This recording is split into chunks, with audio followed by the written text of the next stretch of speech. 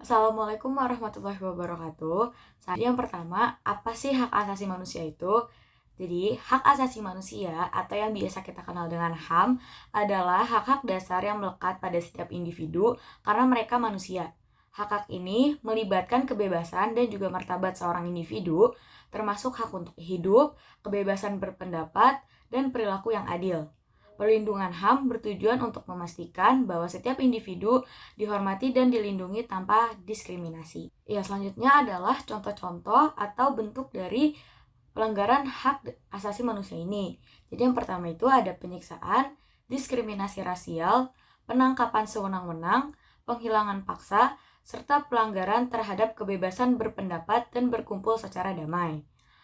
Pelanggaran HAM ini bisa terjadi dalam berbagai konteks, termasuk konflik bersenjata, penindasan politik, atau pelakuan diskriminatif terhadap kelompok tertentu. Selanjutnya, saya akan membahas studi kasus pelanggaran HAM yang terjadi di Indonesia. Kasus pembunuhan Marsina merupakan salah satu contoh kasus pelanggaran HAM yang pernah terjadi di Indonesia. Tragedi ini diketahui terjadi pada tanggal 3-4 Mei pada tahun 1993. Jadi, Marsina ini merupakan seorang pekerja dan aktivis wanita yang bekerja di PT Catur Putra Surya Porong. Berawal dari aksi mogok yang dilakukan oleh Marsina dan buruh lainnya yang menuntut kepastian pada perusahaan yang telah melakukan PHK mereka tanpa alasan. Karena aksi demo tersebut, Marsina yang menjadi aktivis buruh ditemukan tewas 5 hari kemudian. Ia tewas di kawasan hutan Wilangan, Nganjuk, Jawa Timur. Dalam kondisi mengenaskan, kasus pelanggaran HAM ini pun belum bisa diselesaikan dan masih menjadi misteri hingga saat ini. Lalu kenapa sih kita tidak boleh melakukan pelanggaran HAM ini? Jadi, pelanggaran hak asasi manusia dapat memicu gangguan kesehatan fisik dan mental bagi korbannya. Tak hanya itu saja, pelanggaran HAM yang tidak diadili dapat menyebabkan hilangnya kepercayaan pada sistem hukum dan struktur dalam masyarakat. Selanjutnya, faktor-faktor yang menyebabkan terjadinya pelanggaran hak asasi manusia ini. Jadi yang pertama itu ada intoleransi, yang kedua tak memiliki kesadaran tentang hak asasi manusia, yang ketiga kurang empati, dan yang keempat hukum yang lemah. Komnas HAM atau Komisi Nasional Hak Asasi Manusia adalah suatu lembaga yang bisa menangani pelanggaran pada hak asasi manusia ini.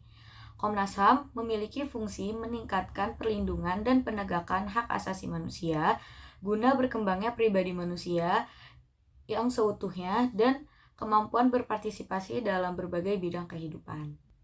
Itu saja yang dapat saya sampaikan mengenai pelanggaran hak asasi manusia. Dan ingat, jangan pernah melakukan pelanggaran hak asasi manusia ini karena dampaknya akan sangat merugikan baik bagi korban maupun pelaku.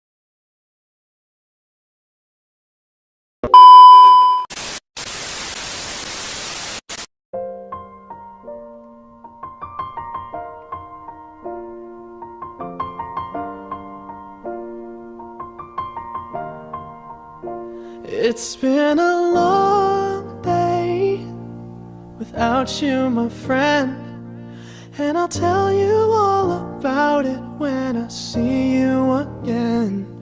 We've come a long way from where we began. Oh, I'll tell you all about it when I see you again. When I see you again. Damn, who knew? All the planes we flew, good things we've been through. That I'll be standing right here talking to you about another path. I know we love to hit the road and laugh, but something told me that it wouldn't last. Had to switch up, look at things different, see the bigger picture. Those were the days, hard work forever pays. Now I see you in a better place. How can we not talk about family when family's all that we got? Everything I went through, you were standing there by my side, and now you gon' be with me for the last ride. It's been a long day without you, my friend, and I'll tell you all about it when I see you again. We've come a long way, from where we began. Oh, I'll tell you all about it. Created using Powtoon.